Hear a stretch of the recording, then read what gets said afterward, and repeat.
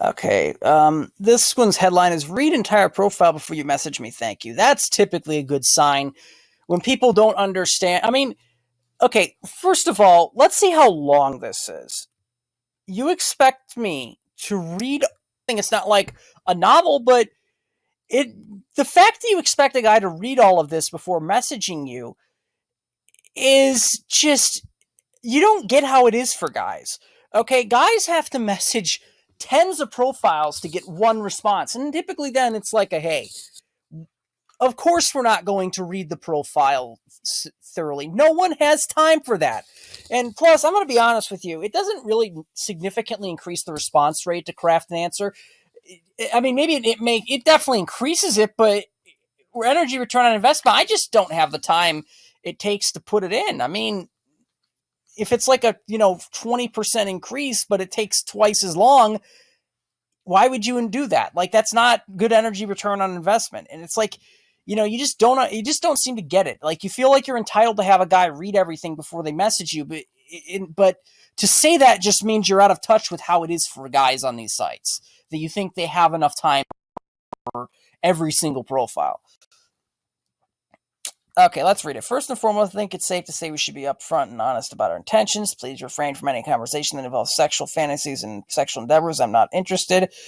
I love a man who can converse and that's open, vocal, and mature. I'm an outspoken woman. I enjoy board games, all genres of music. I love to dance. I love to cook and try new recipes. I'm a huge homebody, but don't mind painting the town occasionally. Very overprotective of family and friends. Total sweetheart, resourceful and responsible. Okay, so far, not anything terrible. I love to sing and read, and I also love scary movies. I also have a silly, giddy, goofy side, family oriented, also cautious, so understand being we are interacting on a dating website. Yes, I'm cautious and protective. It's a lot of ill-minded people out there. Okay, I can understand that, but I also am a little bit concerned because I've definitely had people before where you talk to them for a while and it's like, hey, would you like to meet up sometime? Well, I don't know. Okay, then why you on a dating site? Like, if you're scared to meet up with somebody, why the heck are you on a dating site? Like, it doesn't make any sense to me. Especially, and it's like, some of them don't even give out their number. It's like, what do you think I'm gonna do? Like, stalk you? I mean, it kind of kills the interest because it's sort of like, I read somewhere it's an escalation window. I'm trying to escalate this relationship from people who talk on a site to people who have each other's phone numbers, and you're kind of just saying, or people who just talk on a site to people who've meet up sometimes, and you're basically saying, no, I don't want to do that. And it's sort of like it sort of just throws a monkey wrench into the relationship because it's sort of like, okay, then what do I do from here? Where do I go from here if you're not letting me take this to the next step? Again, I'm not saying this person would necessarily do that, but yeah, I'm okay. I'm on the west side of Chicago, Garfield, and Austin area. We can use this app to converse and get better acquainted. We can use this app to get better acquainted until mutual agreement is set forth. There's a lot of weird people in this world, and our women are being lured into sex trafficking, murder, and rape. So, excuse me, I come off as severely protected. Okay, fair enough. I'm 33 and single, once married, the youngest of three, have 3 children. If you're looking for a weak woman, I'm not the woman for you, love. If you're seeking a woman to take care of you and can't take care of yourself and have nothing productive set forth and cannot financially support yourself, I'm not the woman for you. Okay, so this one clearly cares about money. Like I get you don't want a complete deadbeat, but it's hard. You're not really seeing how it is. It's hard to financially take care of yourself in this day and age. The job market's crap. A lot of people are in student debt. It's like I feel like you expect it not to be a team effort when it should be a team effort.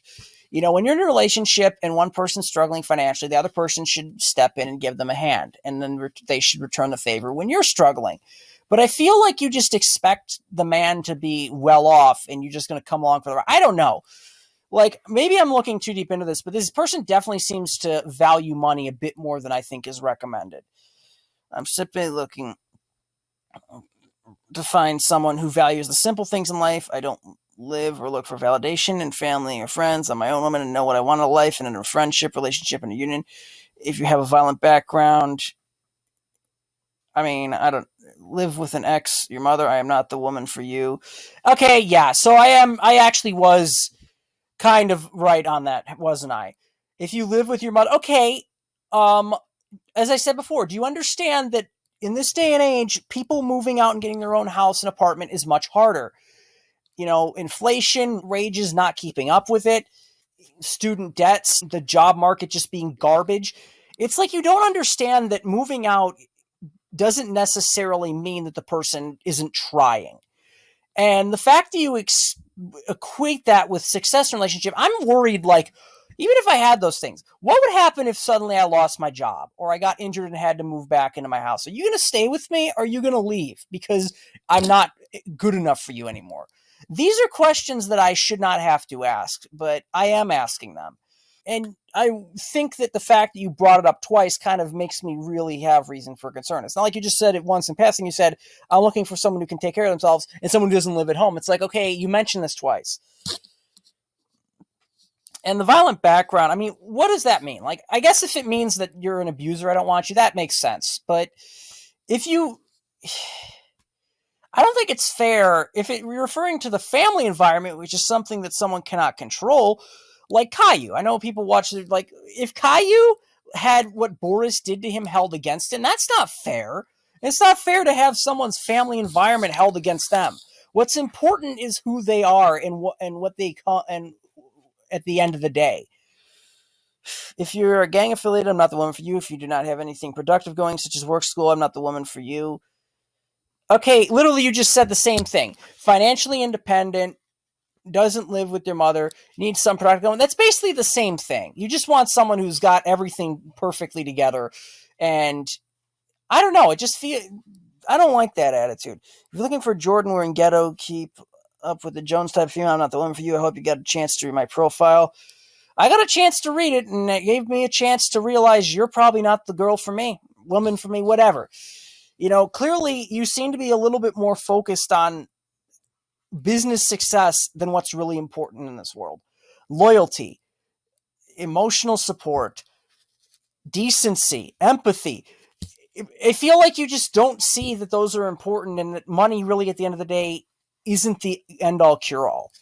And my worry is that you would be so focused on those that if something happened to me where that stopped being something I could do, yeah, I don't know if you'd stay with me. Like, again, this is them putting their best foot forward. How do they like behind closed doors?